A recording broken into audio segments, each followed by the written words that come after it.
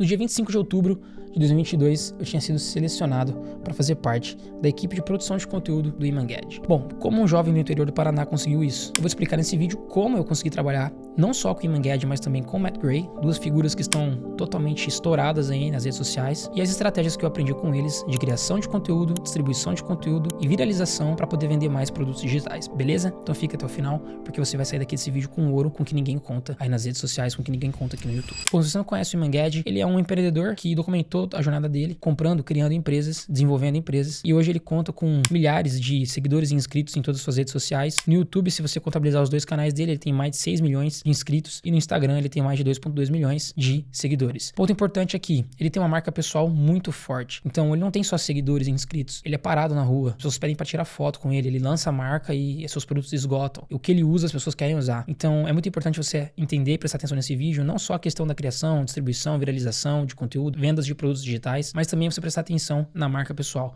que ambos têm bastante. O Matt Gray é um founder, ele fundou uma startup há um tempo atrás, e ele também fundou a Herb, que é um site basicamente de cannabis, onde você tem ali acesso a várias informações, você tem acesso a revistas, informações, criação de conteúdo, notícias, enfim, é tudo que envolve ali o mundo da cannabis, basicamente. O interessante dessas duas figuras é que ambos começaram há muito pouco tempo nas redes sociais, muito pouco tempo mesmo. Então é importante você entender aqui como eles conseguiram crescer tão rápido e com tanta solidez, né? A marca deles, a marca pessoal é muito sólida. Bom, resumão da história. Em 2021 eu comecei a seguir o Imanged e eu me interessei mais pelo conteúdo de lifestyle e desenvolvimento pessoal dele. Eu não me interessei tanto pelo conteúdo técnico, isso porque ele explicava mais, ele ensinava mais sobre SMMA, Social Media Marketing Agency, que é um modelo de negócio que não é muito aplicado aqui no Brasil, não é muito popularizado aqui no Brasil, é mais famoso fora aqui do nosso país, tá? Bom, eu consegui ele em 2021, 2022, e em 2022 ele fez um post no Stories precisando de um short form editor. Bom, basicamente esse post explicava quais eram as funções que você iria desempenhar e tinha um formulário. Eu entrei nesse formulário e falei, cara, quer saber? Eu vou me aplicar, porque eu nunca vou saber como esse cara consegue criar tanto conteúdo, distribuir tanto conteúdo de forma controlada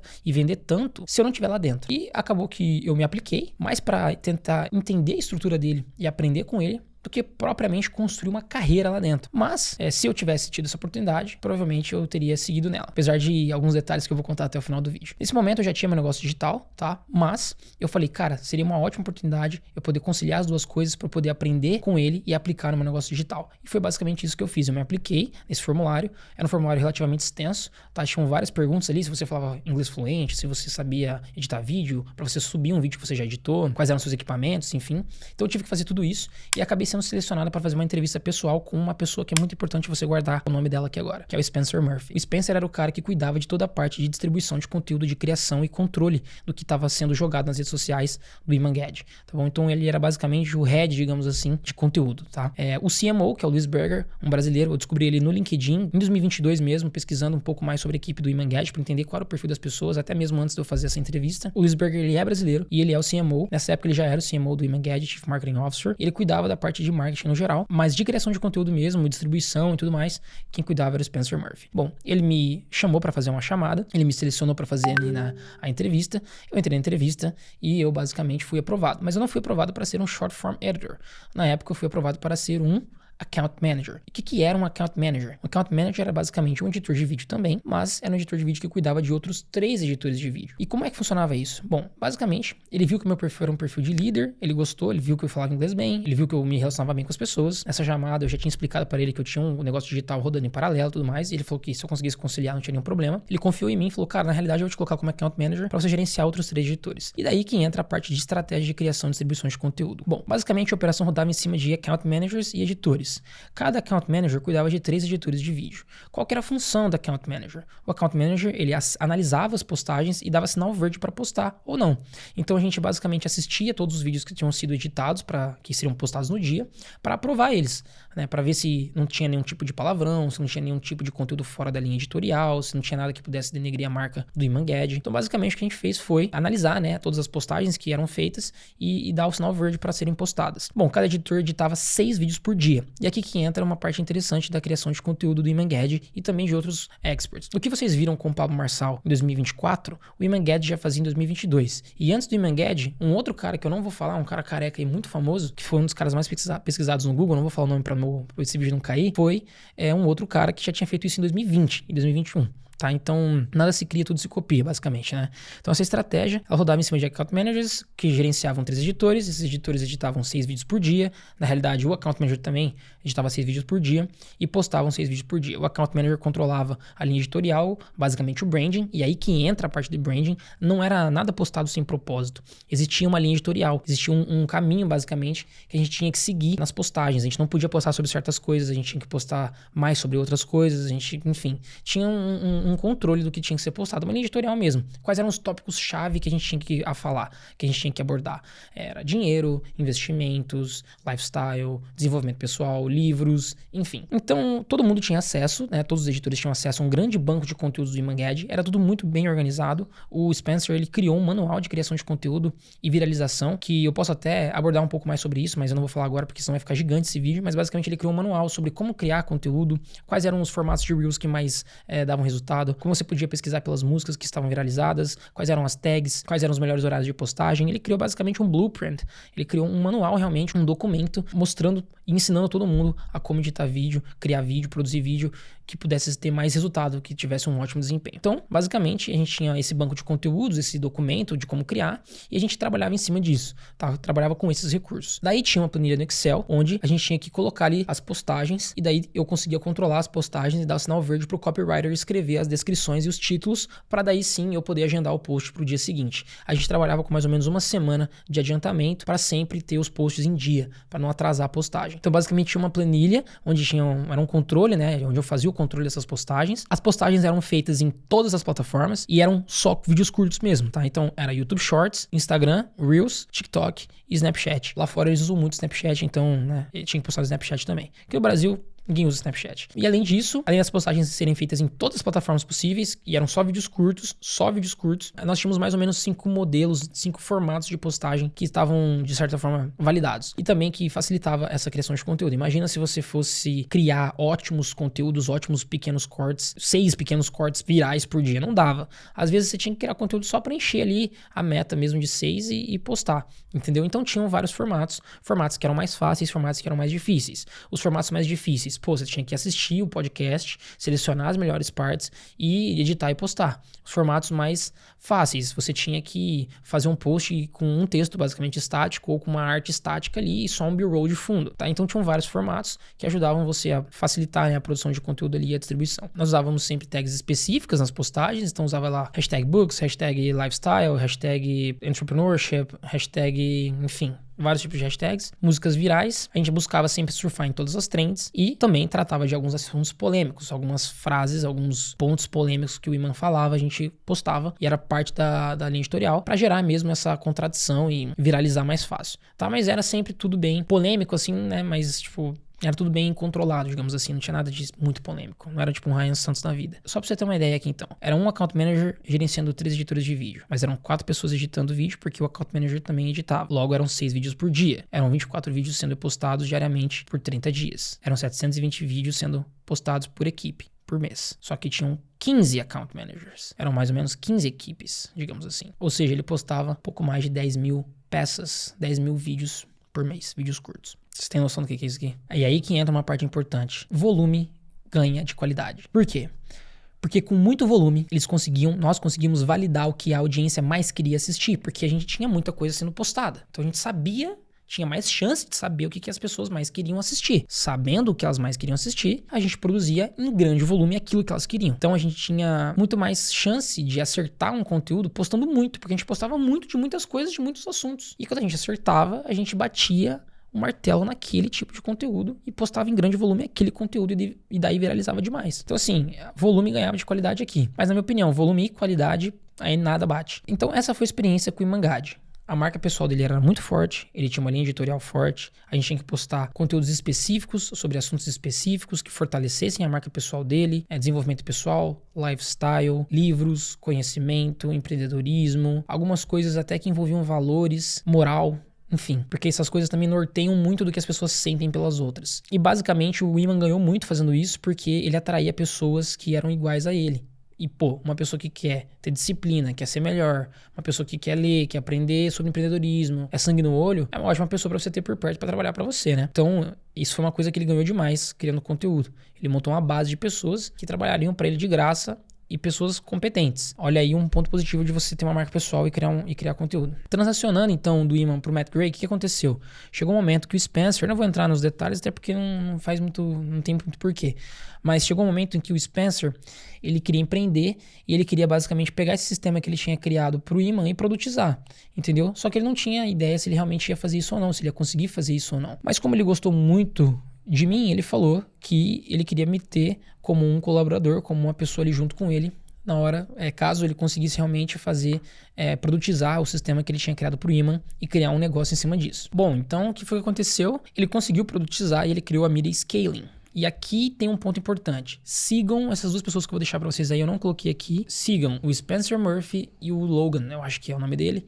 que é o sócio do Spencer. Ambos produtizaram um sistema que o Spencer aplicou no Imangad, e não só no Imangad, mas em outros experts também, e criaram a Media Scaling. A Media Scaling é basicamente uma empresa onde eles criam conteúdo para influencers, para experts, com o intuito de gerar bilhões de visualizações orgânicas para eles. E, consequentemente, seguidores, enfim. Então, eles têm uma equipe de vários account managers, de vários editores de vídeo, onde esses caras estão o dia inteiro ali produzindo conteúdo, cortes, apenas cortes do que esses experts já têm produzido. Então, um dos requerimentos para você poder contratar a Media Scaling é você já ter tantas horas de conteúdo gravado, justamente porque eles não vão criar conteúdo para você do zero, eles vão recortar os seus conteúdos, reeditar, enfim, repurpose, né? Eles vão transformar o seu conteúdo em algo novo, digamos assim, e postar. Eles não vão criar conteúdo do zero, então um dos requerimentos é esse. Acabou que muita gente, depois que tinha saído do Iman, trabalhou com o Spencer aqui na Media Scaling. Então sigam aí,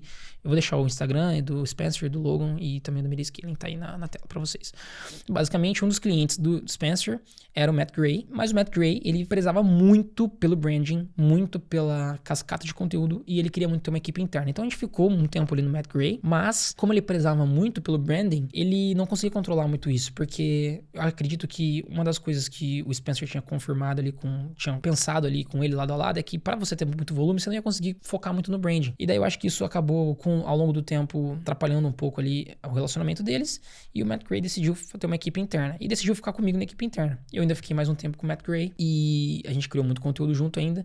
Ainda assim, o Spencer viralizou o Matt Gray, né? Muito do crescimento do Matt Gray foi feito pelo Spencer, pela Media Scaling. Então, se você é um grande expert, influencer, sei lá, especialista e tá me assistindo aqui e você ganha em dólar, porque a Media Scaling tá nos Estados Unidos, vale muito a pena você verificar o conteúdo deles, porque, cara, eles fazem um trabalho muito interessante, muito organizado, que realmente gera resultado em termos de tráfego orgânico, geração de visualização, seguidores, enfim. Long story short, né, pra resumir, a gente acabou se desligando, né, da Media Scaling. Eu fiquei diretamente com o Matt Gray. Isso foi até uma coisa que o Spencer queria, que eu ficasse diretamente com o Matt Gray. Ele não queria, entre aspas, atrapalhar o Matt Gray, né, tipo, tirar a equipe. Então eu falei, não, pode ficar com esses dois aqui, eu confio neles, fica pra você. O Matt Gray também falou que queria ficar, então a gente continuou criando muito conteúdo, e uma das coisas que eu aprendi, que foi a mais interessante de todas com o Matt Gray, e aqui vai algo muito valioso pra você, é sobre a cascata de conteúdo. O que é a cascata de conteúdo? Basicamente, se você cria um conteúdo longo, esse conteúdo longo pode se transformar em vários outros conteúdos, como cortes pro TikTok, cortes pro Instagram, cortes pro Snapchat, cortes pro YouTube Shorts, post no Twitter, post no LinkedIn, newsletter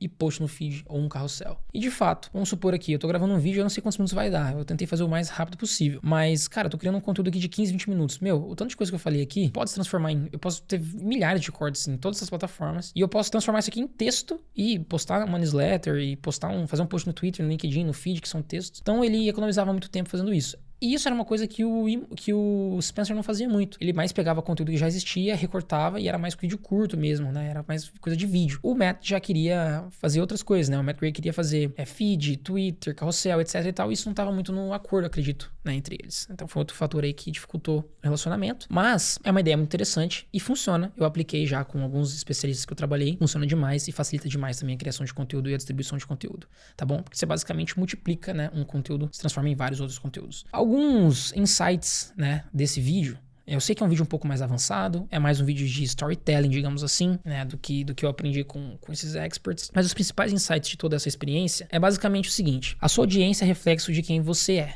Então, isso pode te ajudar a ter muitos bons colaboradores, a te trazer bons colaboradores. Então, sempre vale a pena você criar uma marca pessoal, você fazer conexão, porque você está construindo conteúdo e você não sabe a quantidade de pessoas que você está atingindo e o valor dessas pessoas, né? O valor que eu digo é o quão essas pessoas podem contribuir com você e o quão essas pessoas têm o seu fit ou o fit para trabalhar no seu negócio. Então, esse é o primeiro insight. O segundo insight, cascata de conteúdo funciona. Isso aqui é uma coisa que você tem que fazer. Não adianta tentar criar um monte de conteúdo para cada plataforma específica. Você vai ficar maluco. Ainda mais hoje em dia, onde o volume está cada vez maior, principalmente pelos grandes experts. Então, faça ali a cascata de conteúdo. Eu não vou entrar nas nuances de como funciona, mas você já entendeu, né? Fiz um vídeo no YouTube, transforma em outras postagens. Volume ganha de qualidade, mas nada ganha de qualidade e volume. Se você puder prezar por volume inicialmente, preze por volume. E depois busque a qualidade. Até porque muitas vezes a qualidade não é você ter uma câmera cinematográfica e um reel cinematográfico. Mas a qualidade, muitas vezes, é o seu conteúdo ser um bom conteúdo para sua audiência. Ser o conteúdo que a sua audiência realmente quer consumir. Quarto insight, fale inglês. Eu só consegui ser aprovado, né? E ali no processo seletivo do Imangad porque eu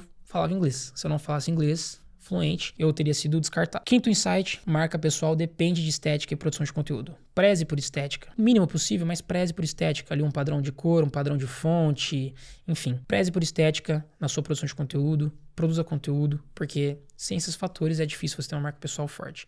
E aqui vem um ponto importante, que eu deixei pro final, um bônus. Posteriormente, eu me apliquei para uma posição de marketing lá dentro da empresa do Imangad, da Grow Your Agency, de Marketing Specialist. Eu me apliquei para a vaga de Marketing Specialist e eu fui aprovado. Eu descobri isso enquanto eu fazia o roteiro para fazer esse vídeo para vocês. E eu fui aprovado. Entre milhares de pessoas, eles escolheram 36 pessoas, eles receberam milhares de currículos lá, de aplicações, e eu fui aprovado. Eu fiquei entre os 36 que foram selecionados e eu não vi esse e-mail. Essa aqui era uma posição de muito mais responsabilidade, envolvia muito mais coisa, tinha que mexer com muito mais coisa, enfim. Isso aconteceu em 23 de maio de 2023 e eu nem vi. Eu não vi esse e-mail. Talvez se eu tivesse visto, eu teria até me seguido aqui com o processo. Mas fica aqui um insight pra vocês. Às vezes vocês não acreditam que vocês podem fazer algo grande, ou até mesmo estar ao lado de pessoas grandes, mas se você não tomar o primeiro passo, você não vai nunca, na realidade, conseguir estar ao lado dessas pessoas grandes. Então, eu poderia ter me achado o bom, falar assim, pô, já tô no digital, já tô ganhando dinheiro, tá indo bem meus negócios, pra que eu vou me selecionar, pra que eu vou me aplicar pra ser editor de vídeo, cara? Eu já nem edito mais vídeo, eu nem sei editar vídeo também. E eu me apliquei e fui considerado bom o suficiente para ser um account manager. E depois, bom o suficiente para ser talvez um marketing specialist. Trabalhar com as pessoas que estavam há mais tempo na empresa, com mais responsabilidades. Então, fica aí um aprendizado, cara. Às vezes o medo tá te parando. Você acha que você não é capaz de fazer nada. Você acha que você não é capaz de... Enfim, seu ego pode estar te parando também. Você acha que você é bom. Você acha que você já conquistou. Você acha que você não precisa.